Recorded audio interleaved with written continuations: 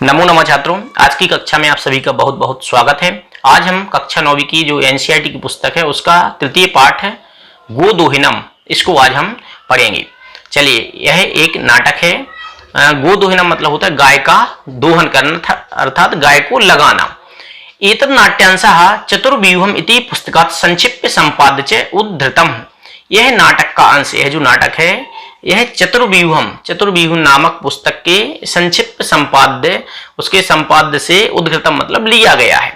अस्मिन् नाटके एतादृशस्य जनस्य कथानकम् अस्ति यः धनवान् सुखाकांक्षी च भवितुम् इच्छुकः मासपर्यन्तं दुग्धदोहनाद् एव विरमति।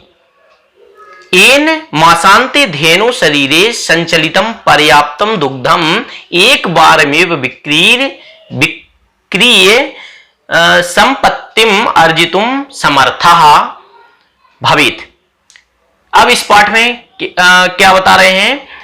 अस्मिन् नाटके, इस नाटक में एतादृशस्य जनस्य कथानकम् अस्ति, ऐसे व्यक्ति का कथन है, कथानक है, कहानी है। या धनवान सुखाकांक्षी चे भवितुम, जो धनवान और सुखाकांक्षी अर्थात सुख की आकांक्षा वाला होता हुआ मास पर्यंतम दुग्ध दोहनात् एव विरमति, अर्थात 1 महीने तक वह गाय के दोहन को, अर्थात गाय को दोहने के लिए या गाय को लगाने के लिए विरमति मतलब रुक जाता है, क्योंकि वह धनवान बनना चाहता था और सुख की बहुत सारे उसको सुख इत्यादि की आकांक्षाएं थीं। तो वह सोचता है कि हम क्यों ना ऐसा करें कि इस गाय को हम 1 माह तक नहीं लगाएं, और जब 1 माह बाद इकट्ठा लगाएंगे तो हमारे पास बहुत सारा पैसा इत्यादि आ जाएगा। तो वह 1 महीने तक के लिए रुक जाता है, विरमति मतलब रुक जाता है। येन मासान्ते धेनु शरीरे संचितम पर्याप्तम दुग्धम एक बार में विक्रीय संपत्तिम अर्जितुम समर्था भवेत्, अर्थात हम अगर 1 महीने दूध नहीं लगाएंगे तो मासान्ते धेनु शरीरम संचितम पर्याप्तम दुग्धम एक बार में विक्रीय, अर्थात नहीं लगाएंगे तो जो रोज का दूध है वो संचित हो जाएगा, अर्थात इकट्ठा रोज का इकट्ठा होता एक बार में बिक्री, उसको हम एक बार में ही पूरा बेचेंगे। 1 महीने का एक बार में बेचकर संपत्ति अर्जितुम समर्था भवेत्, अर्थात संपत्ति प्राप्त करने के लिए मैं योग्य हो जाऊंगा, अर्थात मैं बहुत सारी संपत्ति खरीद सकूंगा। परम मासान्ते यदा सह दुग्ध दोहनाय प्रयतते तथा सह दुग्ध बिंदुम अपि न प्राप्नोति। लेकिन मासान्ते, मास के अंत में, यदा सह दुग्ध दोहनाय प्रयतते, अर्थात जब वह दुग्ध अर्थात दूध दोहने के लिए प्रयतते मतलब प्रयत्न करता है, सा दुग्ध बिंदुम अपि ना प्राप्नोति, वह दूध की एक बूंद भी ना प्राप्नोति प्राप्त नहीं कर पाता है। दुग्धम प्राप्ति स्थाने सा धेनु प्रहारी रक्त रंजिता भवति, और दूध के स्थान पर क्या होता है? धेनु प्रहारी, धेनु के गाय के प्रहार से, अर्थात उसके पैर प्रहार, उसने प्रहार किया, कैसे? पैर से प्रहार करेगी तो उसके प्रहार से रक्त रंजिता भवति, रक्त रंजिता अर्थात उसको लग जाती, खून इत्यादि निकल आता है।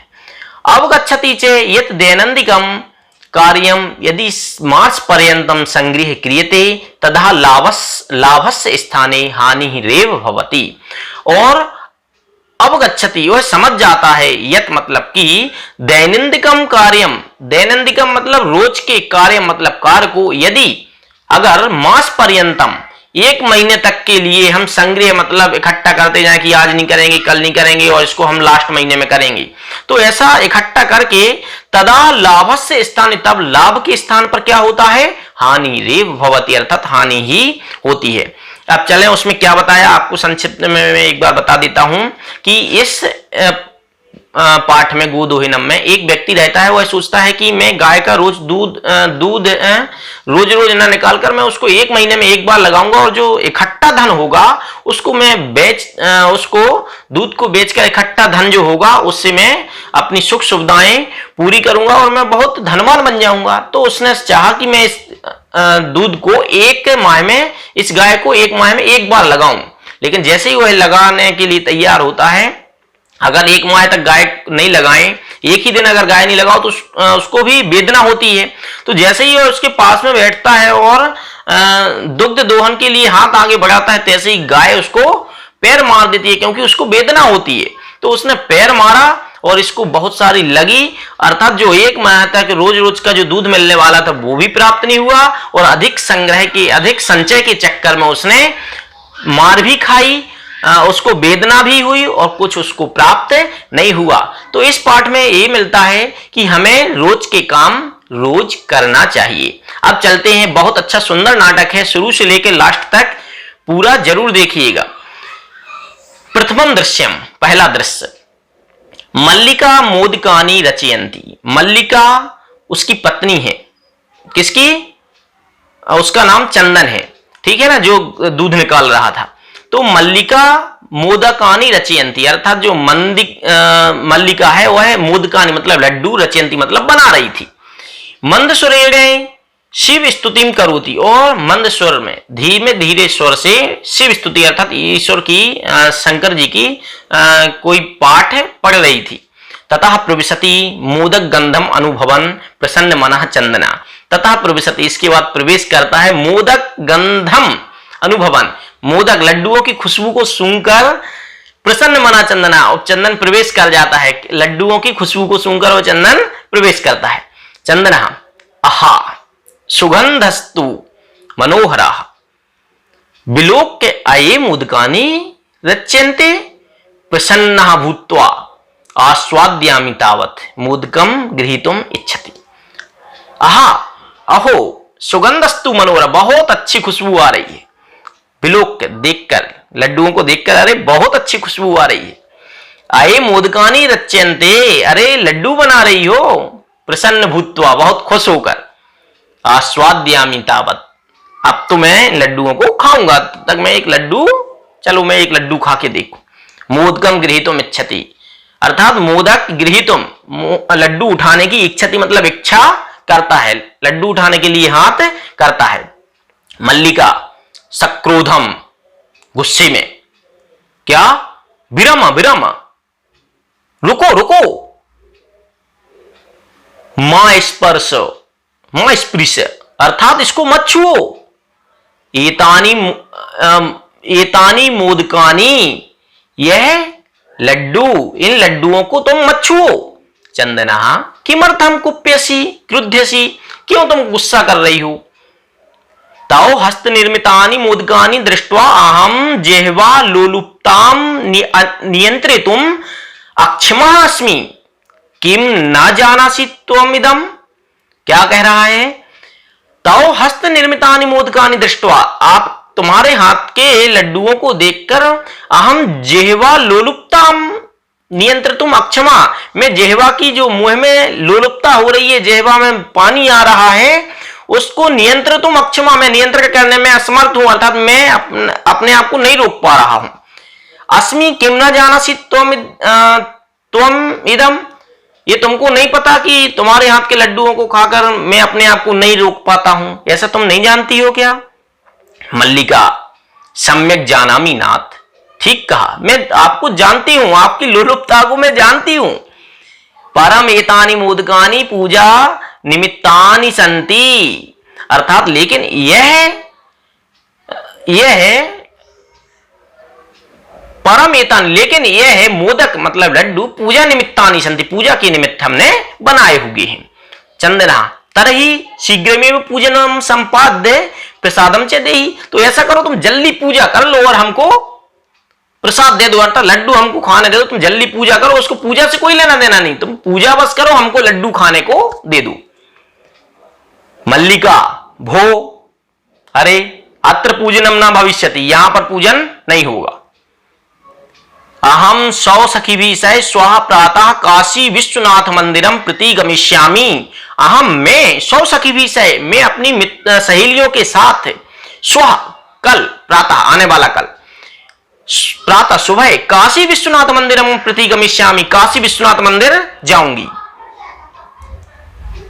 तत्र गंगा स्नानम धर्म यात्रांच वयम करिष्यामा, और वहां पर मैं गंगा स्नान और धर्म यात्रा वहां पर करूंगी। ऐसा किसने बोला? उस मल्लिका ने बोला। किससे? चंदन से। चंदना सखी भी सहे, सखियों के साथ जाओगी? ना मया सहे, मेरे साथ नहीं जाओगी, सखियों के साथ जाओगी। विषादम नाट्यति, अर्थात दुखी होकर कहता है, मेरे साथ नहीं जाना है, सखियों के साथ जाना है, ऐसा दुखी होकर वह चंदन कहता है। चंदना मल्लिका आम, हां सखियों के साथ जाओगी। चंपा, गौरी, माया, मोहिनी और कपिला इत्यादि सर्वा गच्छन्ति, ये सारी हमारी सहेलियां जा रही हैं।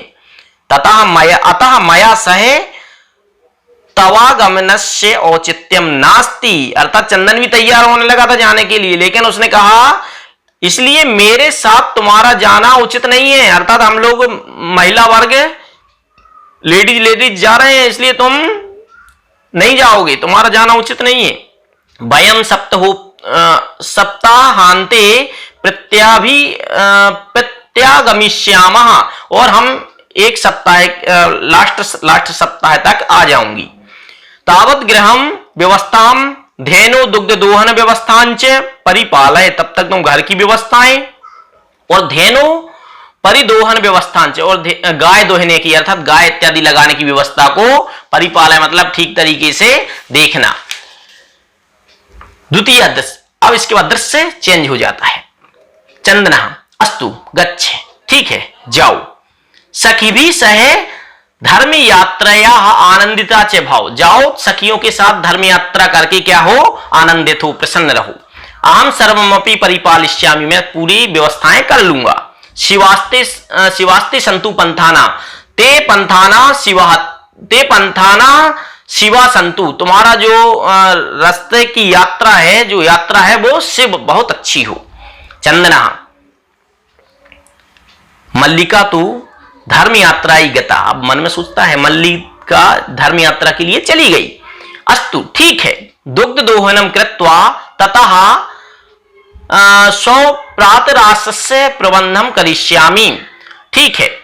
गो दोहनम कृत्वा, गाय को लगाकर इसके बाद स्वप्रातरासनस्य प्रबंधनम करिष्यामि, अर्थात अपने अल्पाहार मतलब नाश्ते का प्रबंधम करिष्यामि, प्रबंध करूंगा। स्त्री वेशम धृत्वा, स्त्री का भेष धारण कर लेता है वो भी, क्योंकि गाय जो है उसकी पत्नी लगाती थी, इसलिए उसने क्या किया? स्त्री का भेष धारण कर लिया। स्त्री वेशम धृत्वा दुग्ध पात्र हस्तम नंदिन्या समीपम गच्छति, और स्त्री का वेश धारण करके दूध का पात्र जो था उसको, जिसमें दूध लगाना था, वो हाथ में लेके गाय के पास जाता है। उमा मातुलानी मातुलानी, अब उमा नाम की जो लड़की आती है वो क्या कहती? मातुलानी मातुलानी, मामी मामी। चंदना उमे अहम तू मातुला, मैं तो मामा हूं। अरे वो साड़ी पहने हुए इसलिए उसने क्या समझा? मामी है। बोले नहीं मैं तो मामा हूं। तव मातुलानी तू गंगा स्नानार्थम काशी गताइति, तुम्हारी मामी तो गंगा स्नान के लिए काशी गई है।